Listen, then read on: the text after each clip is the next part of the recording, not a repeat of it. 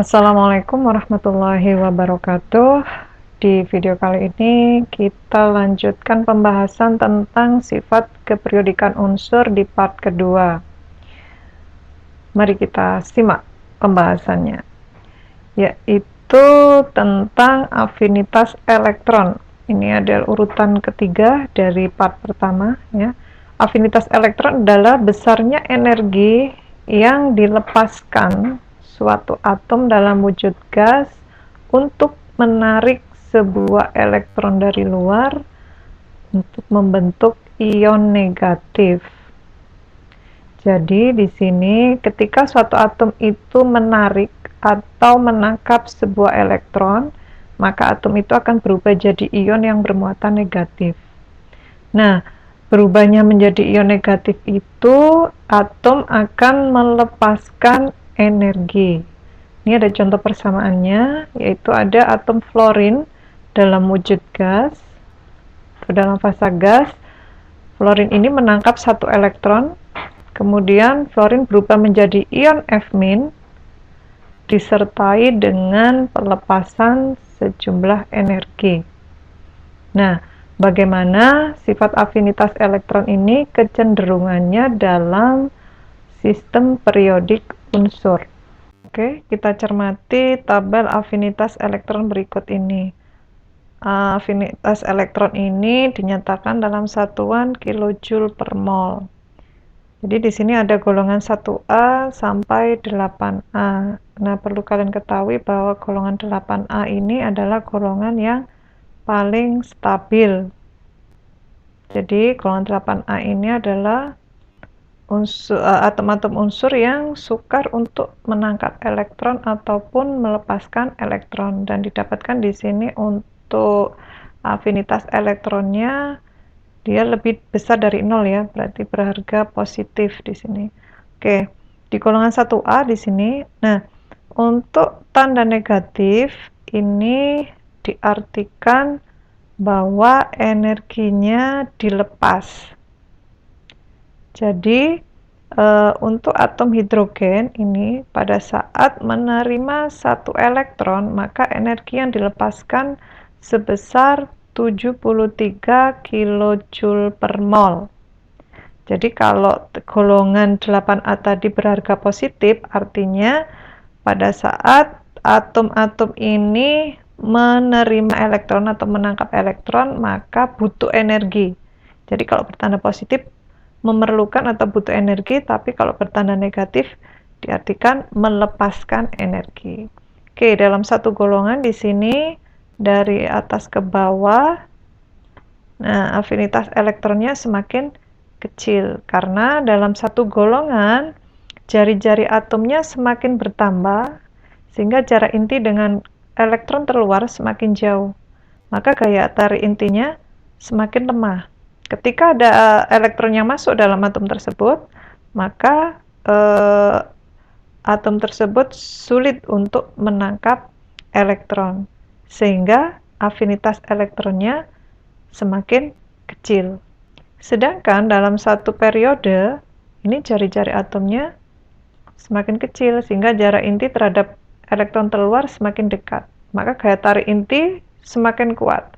Sehingga jika ada elektron yang masuk ke dalam atom tersebut, maka dengan mudah atom tersebut menarik elektron. Jadi afinitas elektronnya semakin bertambah. Nah, dari tabel ini sebenarnya ada beberapa penyimpangan dari harga afinitas elektron. Saya ambil contoh di sini adalah golongan 2A.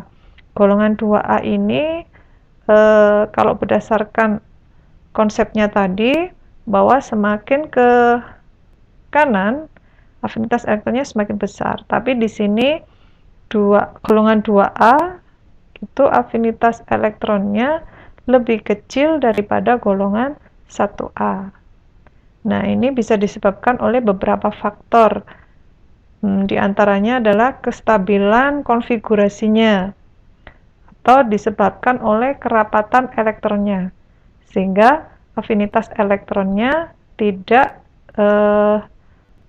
semakin bertambah setelah 1A, tapi malah semakin turun, ya.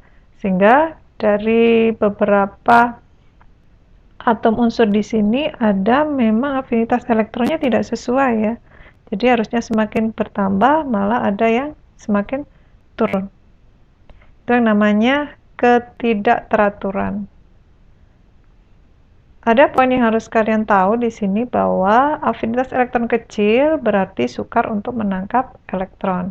Jika afinitas elektronnya besar, berarti mudah untuk menangkap elektron. Jadi secara garis besar bisa kita simpulkan dari tabel ini, untuk afinitas elektron dari satu golongan, dalam satu golongan dari atas ke bawah, ini semakin kecil, sedangkan dalam satu periode dari kiri ke kanan semakin besar. Berikutnya di sini adalah elektronegativitas atau bisa disebut juga keelektronegatifan. Masih berhubungan dengan afinitas elektron sebenarnya. Jadi elektronegativitas ini adalah nilai kecenderungan suatu atom untuk menarik elektron dalam pembentukan ikatan kimia. Nah, ini untuk materi berikutnya kita akan membahas tentang ikatan kimia. Jadi, kecenderungan suatu atom untuk menarik elektron itu diberikan nilai supaya kita mudah untuk mempelajarinya. Nah, nilai-nilai ini disajikan dalam bentuk tabel berikut. Jadi ini ada tabel keelektronegatifan dari golongan 1A sampai untuk golongan 8 di sini tidak tertuliskan karena kita tahu bahwa golongan 8 adalah golongan paling stabil. Jadi kita cermati dari golongan 1 sampai golongan 7.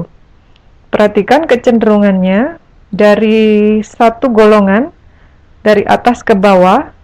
Ini harga atau nilai keelektronegatifan atau elektronegativitasnya semakin kecil karena kemampuan untuk menarik elektron dari luar semakin lemah. Kemudian dari kiri ke kanan dalam satu periode, ini elektronegativitas atau keelektronegatifannya semakin besar. Jadi dalam satu periode jarak intinya dengan kulit terluar semakin dekat, maka kemampuan untuk menarik elektronnya semakin mudah sehingga elektronegativitasnya semakin besar. Nah, di sini elektronegativitas yang paling besar adalah dimiliki oleh atom fluorin 3,98 atau kalau dibulatkan jadi 4 di sini ya. Jadi semakin ke kanan, semakin ke atas, ini harga elektronegativitasnya semakin besar, jadi semakin mudah untuk menarik elektron. Jadi bisa disimpulkan dalam satu golongan semakin ke bawah semakin kecil, dalam satu periode semakin ke kanan semakin besar. Demikian apa yang saya jelaskan, mudah-mudahan bisa dipahami dan sampai ketemu di video berikutnya. Saya akhiri, Assalamualaikum.